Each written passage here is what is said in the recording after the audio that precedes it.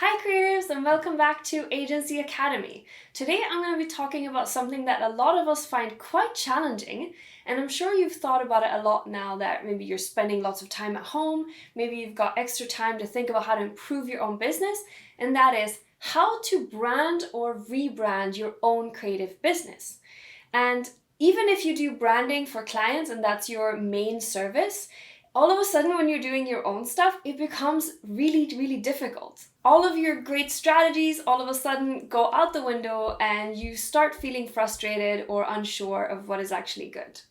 So I'm going to be talking about how to create a brand for your own business if you are a creative entrepreneur, if you're just starting out, or if you want to rebrand and find a new audience or just improve your brand. The first thing we want to think about is, why do we even want to create this brand in the first place? And this is all about the motivation for your business. So if you've already been running your business for a while, this could be, well, I want to reach a new niche. Or for example, I don't feel like my personal brand that I've been building up is representing my business. I need more of a business brand. So transitioning from like a personal to a business brand could also be a reason that you're thinking about rebranding your own creative business. And what we really want to think about here is the values and what's not working, digging deep and establishing that reasoning that you actually want to change something. So sometimes, especially as creative people, we feel like we just want to keep improving and changing and doing things because we get bored of our own brand. So take a really serious look at what you already have if you have something to start with, and think about, maybe it's actually working and I just want to improve it because it feels exciting and it feels novel. In that case, you can do yourself a service and focus on other things like improving your website, putting more effort into your social media, and that might actually be more valuable to you. In that case, you can stop watching, or you can continue watching if you're thinking that actually you do need to improve something about your brand. The next thing we want to do, if we decide that we're going to be creating either a rebrand or a new brand from scratch for your business, is to think about how other people already see you as a person and your business. So if you already have customers, I think this is a prime opportunity to send them a form to fill out with questions. Why did they hire you? What did they like about your service?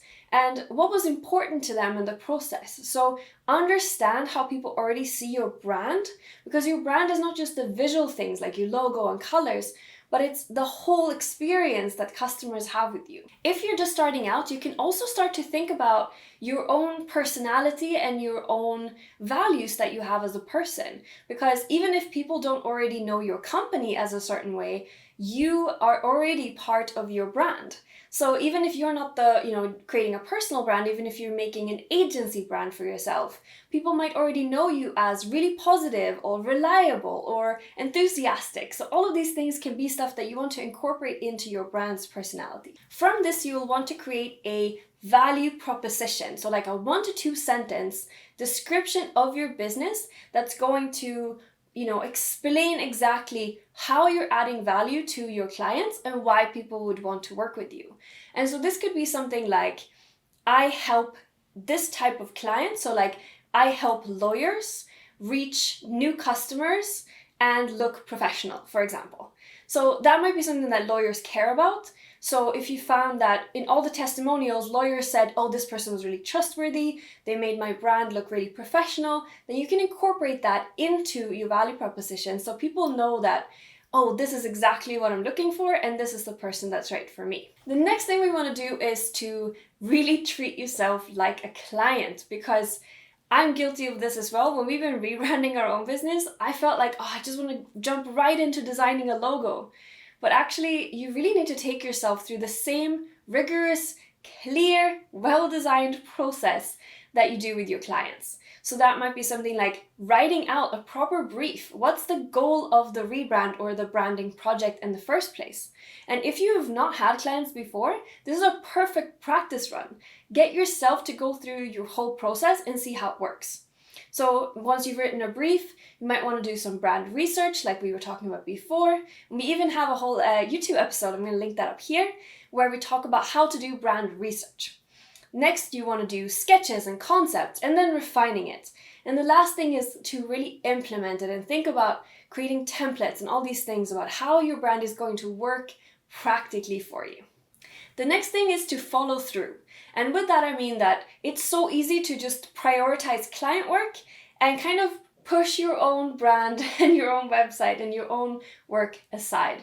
So make sure that you're not just planning to do your own rebrand, but you actually put it in the calendar and prioritize it in the same way that you would a client project.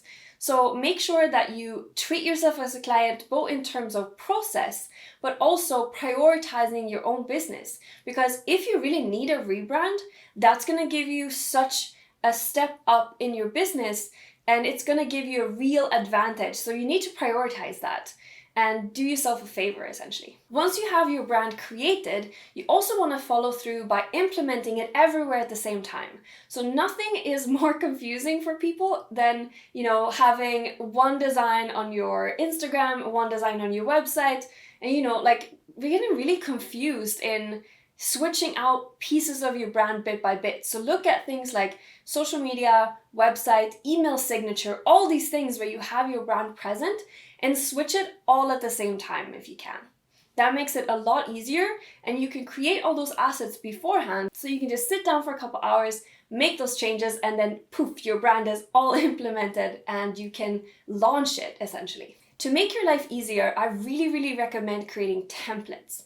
And so maybe this is something that you already do for your clients if you are a branding agency or a branding studio. But what I mean by this is things like social media posts or proposals and all these things that you keep producing all the time. You're going to save yourself so much time and effort if you just create a template for it. So you can, create it in InDesign or you can create it in Canva if you want to do that. There's so many ways to do it. If you're feeling like it's a little bit hard to get started on your own brand, just make it a cozy occasion. Maybe sit down on a Wednesday afternoon in the middle of the week. Take the time, put it in your schedule, put out all your design books and inspiration, and just make it into a really fun activity because it is your own brand. You have the whole freedom there. If you found this helpful, I'm sure you will really love all of the other videos that we have on the YouTube channel. It's all about automating your business, making your life easier, and making you a better creative. So I really suggest you go check out the one on calendar planning. It'll make your life a lot easier and it helps you structure your business in a way that even if you're starting out from scratch or if you already have clients and you want to make your life a lot easier, it will help you kind of create a good routine and make your life and then process a lot easier. So go check that out and I'll see you next time. Bye! So a calendar plan means that everything not only is on your to-do list, but it has a specific slot in your schedule. You know you're going to have time to get to it, and you know that your schedule is optimized for when your brain is going to be most susceptible to that type of work, and all of these different things that just make work so much more enjoyable.